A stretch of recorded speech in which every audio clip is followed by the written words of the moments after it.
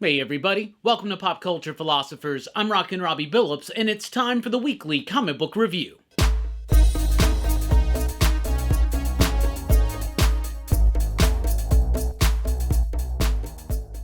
That's right, everybody. Thanks for checking out the video. I am Rockin' Robbie Billups. This is the weekly comic book review. It's the show where I read a lot of comic books, and I'll let you know what I thought about them, and we always start with the pick of the week.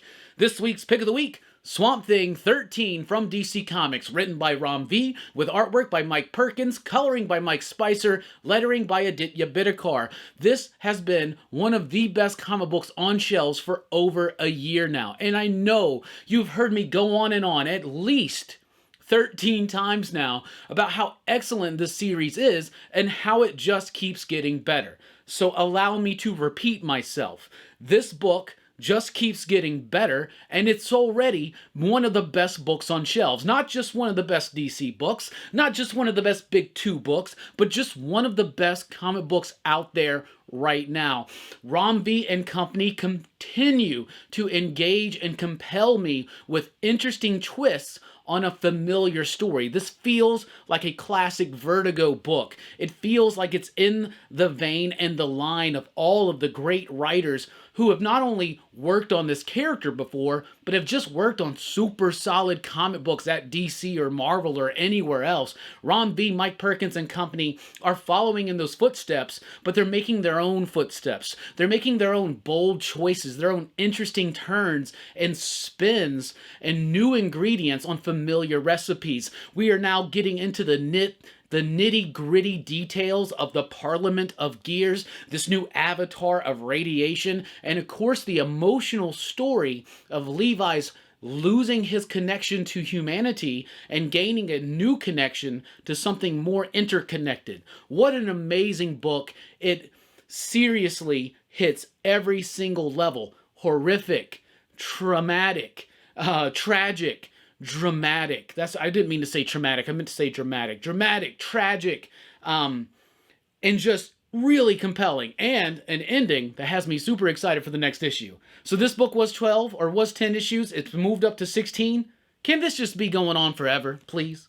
I think that's amazing. Also from DC, we got Batman Fortress, issue number 1. This is written by Gary Whitta with artwork by Derek Robertson. I really liked the artwork here, and it's a decent enough kind of Batman story. The entire world has been hit with some kind of electromagnetic pulse. All of the power is out, not just in Gotham, but over the entire world. Batman can't read Superman. He doesn't know what's going on. He's got to deal with things in Gotham, but he's also got to keep the bigger picture in mind, and that's what's going on here. Structurally, it bogs down sometimes in the script, and then it lightens up, and it has a nice free flow, but the artwork, super solid. So if you want to see a veteran comic book artist draw amazing renditions of classic Batman villains in a classic Batman type tale, check out Batman Fortress issue number 1. This was solicited as saying that Batman was going to have to use Superman's Fortress of Solitude. That we haven't gotten to that part of the hook yet, if I'm remembering that right. I could be wrong. That being said, the writing's okay, but the artwork was superb. Then we got Batman Beyond the White Knight, issue number 3? Yes, issue number 3. Sean Murphy can just keep doing Batman stories for the rest of his career. I would be totally happy with that. Sean Murphy is an amazing artist, and this has been a really cool reimagining of the Batman universe by Sean Murphy. The artwork is amazing. Nobody is drawing cityscapes, buildings, architecture, and cars, vehicles, and exciting dynamic action in the midst of all of it like Sean Murphy's doing. The book has detail and density, not just in the artwork, but also in the story. The best version of Harley Quinn I've ever read in comics. The best version of Red Hood I've read in a long-ass time. I'm loving this book. And of course, we're now veering into Batman Beyond territory, but even though we're in that Neo-Gotham kind of vibe, we are still very much anchored in the story of the White Knight saga. I love this book. It's absolutely amazing. Detective Comics 1060. It's losing me. I'm so glad that Ram V's coming in on this title. Marika Tamaki, I think, has got talent, and at first I thought she did pretty decent work on this title, but then in that whole 12-part Tower story, it just started losing me. It started losing me, honestly, a little bit before that with the Vile stuff, and this new Riddler story, I don't care at all. It feels like it's just riding the coattails of the most recent Batman movie, trying to paint Riddler in more of that kind of light, but giving him a dumb mustache. I don't know. It's just not working for me, unfortunately. Then we got Deathstroke Incorporated issue number 9 and Robin issue number 14. This is part 6 and 7 of the Shadow War direct crossover with Batman. And if you are not reading Deathstroke or Robin and you're reading Batman, you are missing a majority of the story. It's all written by Joshua Williamson, and it all is telling one cohesive story about Deathstroke and the secret society of supervillains and Talia al Ghul and the League of Assassins kind of being pitted against each other. Batman's in the middle, and of course Robin and Ravager, and a lot of family drama stuff going on. This is good, old school, classic comic book crossover type stuff where each chapter is meaningful and actually is carrying the story forward, and I'm digging what's going on. There's a big reveal at the end here. At first I was like, what?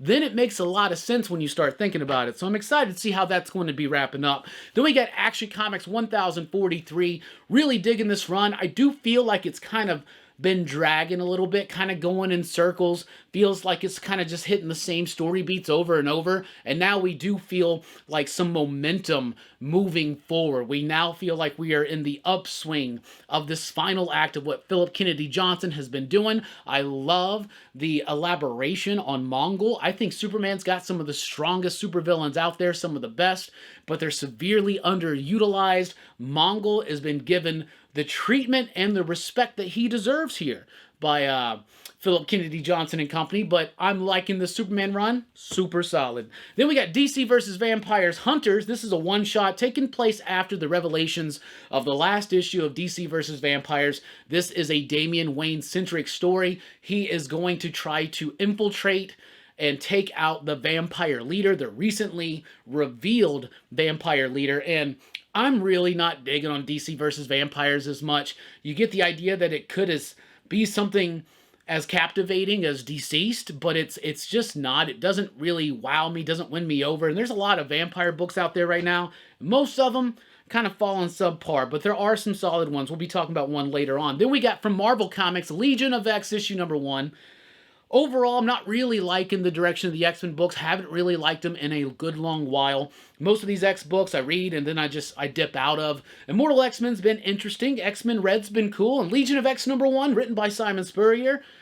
It was alright, I guess. So Nightcrawler he's basically formed the religious police of Krakoa.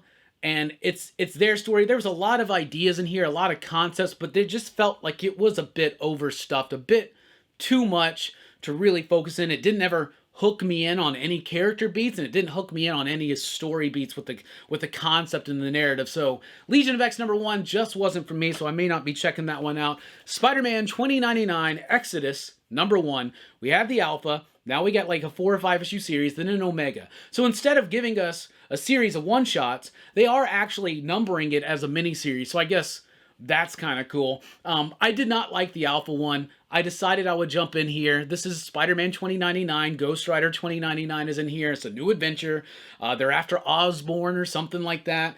But I read this one because even though this is a mini-series and not a series of one-shots, I do get the suspicion that the structure of this is just like as if they were one-shots. This is basically a Winter Soldier 2099 origin story. So I wanted to see who she was, who that character was, and how compelling it was. And it just didn't really work for me. So I think the next one's going to be Loki. So even though this is numbered 1 through 5, it is pretty much a series of one-shots, it seems, with an overarching story that will wrap up in Omega, but without me, because I'm just going to drop off of that. Then we got Devil's Reign Omega. A long time coming. Feels like Devil's Reign kind of wrapped up a little bit ago. And there are some ramifications that should be felt throughout the Marvel Universe, including Luke Cage being the mayor, and of course Kingpin being missing and Matt Murdock presumed dead.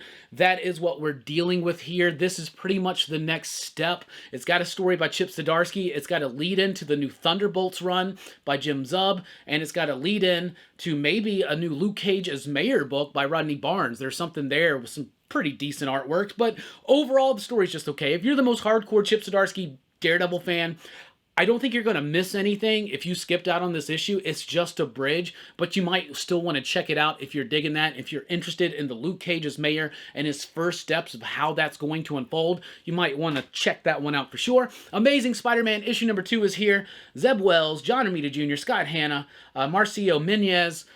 It's all right. I thought the first issue was decent enough. There's something about the modern coloring and modeling that's not working for me on the artwork. I really do like Romita Jr. I like him when he's inked by Hanna, and I see elements in here that I do like, but certain things, and I mostly am going to try to blame it on the coloring. It's adding a dimension that just doesn't quite work for this level of line work. At least to me, right? But the story, it's okay. It's basically Tombstone trying to reassert himself as a badass. I do appreciate the focus in on the crime family type stuff. So Tombstone and the Rose, I like those kind of throwbacks. Tombstone does look a little bit weird, but they are story-wise getting him back to be more familiar to the Tombstone that we like. So I thought that this was all right. They're still doing that obnoxious thing where we're not supposed to know what horrible thing Peter did to piss off everybody, and they don't ever touch on the dramatic revelation at the end of the last issue, but it was just all right. I thought it was all right. Then we got Hulk issue number 7. Pretty decent issue of Hulk. I'm liking it. I really liked the last chapter of this Banner of War story, which was in Thor, which I thought was the best issue of Hulk yet. But now we're here with issue 7 of Hulk. Issue Hulk of 7, as you know. But it's continuing that story. Iron Man is showing up. He's got this big celestial armor. He's trying to fight the Hulk. Banner's trying to tell him that they don't understand what they're doing. There's something inside of him, and it's ultra powerful.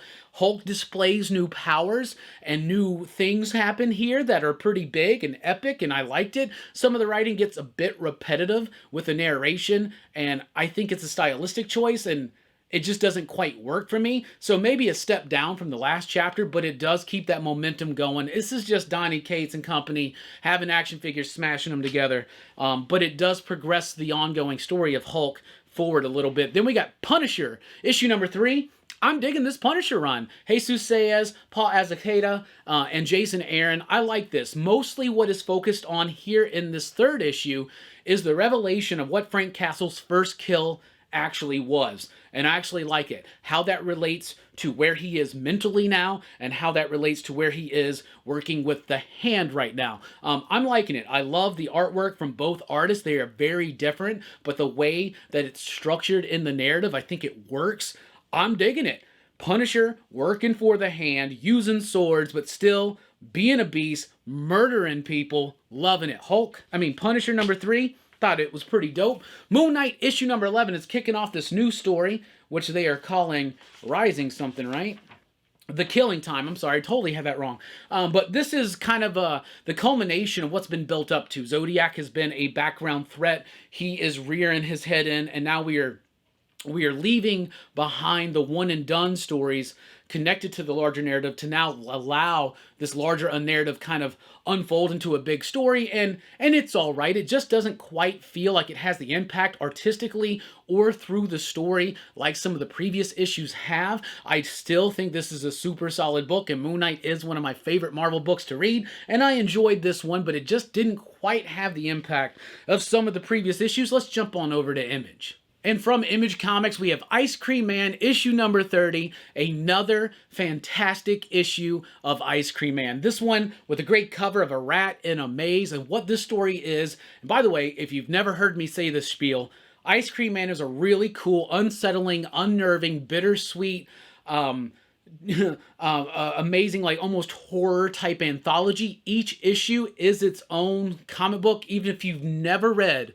an issue of Ice Cream Man, you could just pick this one up and read it. You'll be just as confused as the rest of us, but these, as weird and unsettling as these stories are, they all have this luminance of the human experience, and it always has this tinge of hope and despair. Sometimes they lean heavier into hope. Most times, they lean heavier into despair, like this one. But there are these two individuals who are going through a drug trial where they're giving them this like hallucinogenic drug, and they tell one person that he's just got a placebo, but they're actually giving him more than the other person. So he starts tripping. Things take crazy, weird turns. We have familiar themes re-emerge from previous issues of Ice Cream Man. I loved it. Thought it was absolutely amazing. This book is wild. It is weird. It's different. It's bold. It's daring. It's experimental. It's innovative. Ice Cream Man is baller. Then we got Saga returning with issue number 59. This one is starting to bring to a close a lot of this arc. Some characters are kind of having their bits wrapped up, at least temporarily. We've got other pieces moving along in momentum, in motion to develop the story further. But it's just masterful. Brian K. Vaughan, Fiona Staples, they know what they're doing with this story. And Brian K. Vaughan's also got this subtextual element in this story about families and how that relates to collaboration, how collaboration relates to war, how that relates to conflict. And it's some really interesting kind of almost meta type stuff. But the artwork is solid. The flow of the story is great. Several more scenes of Saga continuing to move the story forward. Really digging it. Then we got Bloodstained Teeth, issue number 2. I really liked the first issue of this. It's written by Christian Ward with amazing artwork by Patrick Reynolds and Heather Moore. Hassan Osman El Howe on the lettering. The artwork in this is absolutely amazing. It's the story of a vampire who is for hire. Basically, you can hire him to turn you into a vampire. At the end of the last issue, we get the basic conflict and hook to the story. He is commanded by all the pureblood vampires to go and find everybody he's turned and kill them because they don't like half-bloods out there or whatever, right? So he has to go find everybody he sired for hire and take them out, right? And the first one he goes after is this fighter dude. So it's a big fight, some interesting stuff. It doesn't quite have the story flow or impact or nuance of the first issue, but the artwork is still amazing and definitely something worth checking out. Then we got Department of Truth here with issue number 18, though it is actually still chapter 11, because it's been a while since we've been back into the main thread of the story. We are now returning to that. We're getting a little bit more information from the past about the Soviet Union and how they had their own version of the Department of Truth, how they worked with the Department of Truth and how they worked against the Department of Truth, and how that is now tying into some of the recent revelations in those one-shot issues and how that is going to develop further into the story. Plus some personal stuff with Cole that I really did like. Department of Truth, loving that book. Then we got Newbern, issue number 7. Chip Zdarsky, Jacob Phillips have been doing a hell of a job with this story.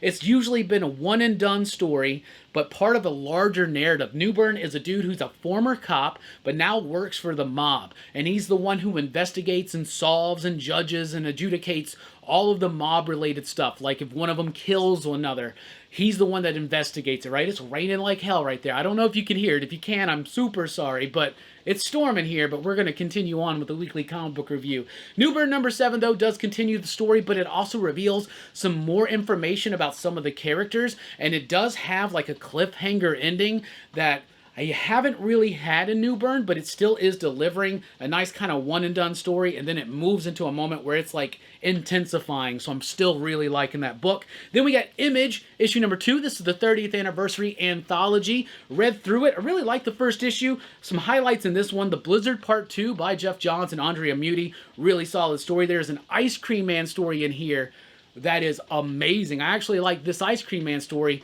just a smidgen better than the full issue of Ice Cream Man, so you get a double dose of Ice Cream Man this week. Some of the other stories were just kind of okay, but the Scotty Young bit I really liked. So this is going to be something where some of the stories work, some of them don't, but for the most part, they work, and I really liked it. Then we got Gunslinger Spawn here with issue number 8. I loved this issue of Gunslinger Spawn. You're starting to place this story firmly in where the other titles are right now, especially with the Scorched. So you got a little bit of Jessica teaming up with Gunslinger Spawn here, a little bit more of a mysterious revelation about some of the mysteries of Gunslinger Spawn's past, what he's trying to accomplish, why he's here. Great artwork from Brett Booth, excitement on every page. I really, really like Gunslinger Spawn. Then we got Stillwater issue number 13. Been a while for this one, and we now officially start the final act of Stillwater, and man, does Chip Zdarsky really ramp up the intensity and the action and the drama here. The artwork by Ramon K. Perez and coloring by Mike Spicer doesn't seem to be as polished or something as it was. It feels a bit more rushed, a bit more frantic. I don't know if that's an intentional choice or if there's deadline pressure or something. So artistically, I thought it was kind of a step down, but story-wise, it really ramps everything up appropriately enough for its final arc. Then, excuse me, from Boom Studios, we got Something is Killing the Children, issue number 23. I'm digging it, man. If it gives you those feels of the earlier issues of Something is Killing the Children, because since it's returned with issue 21, we got Erica Slaughter, now no longer affiliated with the House of Slaughter or the Order of St. George, out there trying to do her thing, hunting monsters, saving kids, on her own. But of course, there are forces against her, not just the monsters, not just the local authorities who don't understand what's going on, but also the House of Slaughter themselves. They're coming after Erica while she's trying to do the good work. So it does kind of capture the vibe of a new case, a new season, just like when you were reading the earlier issues of Something is Killing the Children, but with the added weight and gravity of the whole force of the Order of St. George coming after her. So it's really got an intensity. Intensity is the word of the day. Everybody write that down. Intensity. That's the word of the day. Anytime somebody says it, just throw a pop, pop, boom out there. But Something is Killing the Children. You know it. You love it. So do I. There you go. From Vault Comics, we got a debut, Fox and Hare, issue number 1. This is from John Sway. Artwork by, let me look up the first name, Stacy Lee. Raul Angulo on the coloring. I really like the coloring. I like the design of this book. It's about these, apparently, lifelong friends. They're partners. They're working together. They kind of got these, they put, these batteries to download programs or something in their neck, and they're the fox and the hare, and they're out trying to right wrongs and all that kind of stuff. And they wind up going to this corporation, this place doing terrible things, and there's somebody there trying to hack. The artwork has this excitement to it. The story's pretty decent. It doesn't quite win me over like John Sway's first issue was on Sarah and the Royal Stars, but this is a different type of story, so it's got some interesting concepts. It's got some nice energy to its artwork, so I'll definitely be checking that one out further. Then we have a dark interlude, issue number 4. This is the sequel, a loathsome sequel of sorts, to Fearscape. If you liked Fearscape, you definitely will love this book. This is a very meta book that is talking about the absurdity of sequels and what's happened to story. So Fearscape had a lot of meta commentary on story and form and all that kind of stuff. And now we're continuing that in its sequel, A Dark Interlude, and it's all about sequels now. Like how they degrade the purpose of the original, how there's so much to it. It is a heavy read. There's lots going on. There's lots of little Easter eggs about things like Joseph Campbell and the Hero of a Thousand Faces and Shakespeare and the sequel to Hamlet. Really interesting stuff. A new artist has taken over. I do miss Andrea Muti on this book, but Kowalski has done a pretty solid job just fitting it right in, and I love the narration and dialogue here, and it has an ending that got me really excited. Another thing I was really excited for was to check out this book, Spectro, from Wando. Wando is an artist who I really, really love. He was the artist of Dark Ark over at Aftershock with Cullen Bunn. So this is 4 short horror stories that are very much based in science fiction. So sci-fi horror, all done by Wando. Artwork, amazing. Coloring, amazing. Everything about it. All the stories are really cool too. So think of it kind of like a Tales from the Crypt type thing. There's some really great concepts, some nice simple stories that have a nice little punchy end, but really cool stuff. I liked it. This was one of the best books I read this week. So it is $7.99, but it is prestige plus magazine size, really high quality paper, and really solid artwork and really interesting stories. So if you like Tales from the Crypt, things like that, weird science, that's kind of what it's in the vein of. Also from Aftershock, we got Naughty List, issue number 2. I was really impressed with the Naughty List, issue number 1. Less so with number 2. The Naughty List is about Saint Nick, but he's a different Saint Nick than we've typically seen. Think Bad Santa, but a little bit more humorous. I really liked the first issue, and somebody has stolen his naughty list, and now he has to go out and find who it is. So it kind of is going about like a crime fiction approach to the story a little bit. But there is something off in the second issue. The artwork didn't seem as exciting, and the story didn't, I don't know, the story was still cool, and there was still some really good stuff. I think it was really the artwork. There was an excitement or that was lost or lacking, and there was a certain stiffness to it that didn't really work, but concept-wise, I still liked the story. Then we got Elvira in Horrorland, issue number 1 from Dynamite Comics. This is one of my favorite books this week. I'm loving the Elvira books that Dynamite's been doing. David Avallone is the writer. The artist is Sylvia Califano. This is great. This is exactly what you anticipate it to be. At the end of the last Elvira series, where she met Vincent Price, she wound up getting stuck in like movies, right? So the whole point of this series is that each issue she's going to be stuck in a different movie. And in this one, it's Psycho. So she knows what's going to happen. The way she interacts with Norman Bates, there's a nice little comedic reference to the remake here. But I loved it. I thought it was great. So if you're an Elvira fan, and if you're a fan of old school horror movies, this is definitely something for you, because it does have that humorous, tongue-in-cheek approach, but it still has a lot of heart and honor for the legacy of not just Elvira, but for these classic horror movies that they're talking about. John Carter of Mars, issue number 2. I'm liking this book. Chuck Brown's the writer. Basically what's happened is John Carter is back on Earth, but his powers seem to still work on Earth. And some people on Earth have been transported to Mars, and there's all kinds of craziness going on. The artwork is exceptionally cartoony, and at first it seems so odd and different than what we're used to from a Warlord of Mars book, but it actually works for the story and has a nice vibrancy to it that I liked a lot. Then we got Red Sonja issue number 9. I'm loving what Mirka Andolfo is doing in the Red Sonja book. She also has Unnatural returning this week. I never really got into that first one, but if you did like it, you might want to check that out. But Mirka Andolfo doing a great job with Red Sonja. We're seeing an extra dimension of Red Sonja that we typically don't see, almost a maternal, motherly type thing going on with this new character, Sitha, this Firestarter child that she's been tasked with protecting, and now they are forming a bond. But this is an action-oriented issue that leaves itself in a very compelling place at the end. I've been digging that. Sheena, Queen of the Jungle, issue number 6. I really liked the first 4 issues of the series. I thought the wrap-up of the first arc was just okay, and now we got a new arc kicking off, and I was confused. I felt like they were referencing stuff that I hadn't read, and maybe, I don't know if a different writer came on or something, but I was just completely lost, didn't know what the hell was going on, couldn't seem to make the mental connection of what came before, so I don't know. That one I just wasn't quite digging on. Then we got Godzilla versus the Mighty Morphin Power Rangers, issue number 30, or issue number 3. All we want out of this book is Godzilla and the Power Rangers in Zords fighting a bunch of monsters. That's what they're doing. That's what they're giving us. And it's awesome. It's freaking fun. It's not going to change your life, but it's got some really cool artwork from Freddie Williams, and it's got an interesting enough story, but doing exactly what it's supposed to do. Power Rangers in Zords and Godzilla fighting monsters.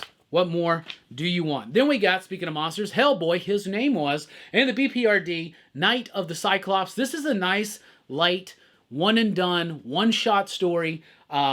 It's a typical Hellboy type tale. So if you've never read Hellboy and you just want to jump in and try something, you could read this book and you'll get a nice, solid Hellboy short story, but I would still always encourage people to read the original Hellboy stuff by Mike Mignola, that whole saga, even when Corbin and Fagredo came in. That whole thing is amazing. Check out our Comics Revisited if you want. But Hellboy and the Bprd, Night of the Cyclops, a nice, classic feeling Hellboy story. So that's what I read, and that's what I thought about it. Elvira in Horrorland is a must-read. So is Spectro. Do not miss that. Fox and Hare is decent. Something is Killing the Children is still cool. Gunslinger Spawn, oh my goodness, that stuff is good. Saga, Bloodstained Teeth, Department of Truth, pretty solid. Ice Cream Man shines like usual. Marvel's got some decent books this week, but I think they're my favorite out of all of them is The Punisher.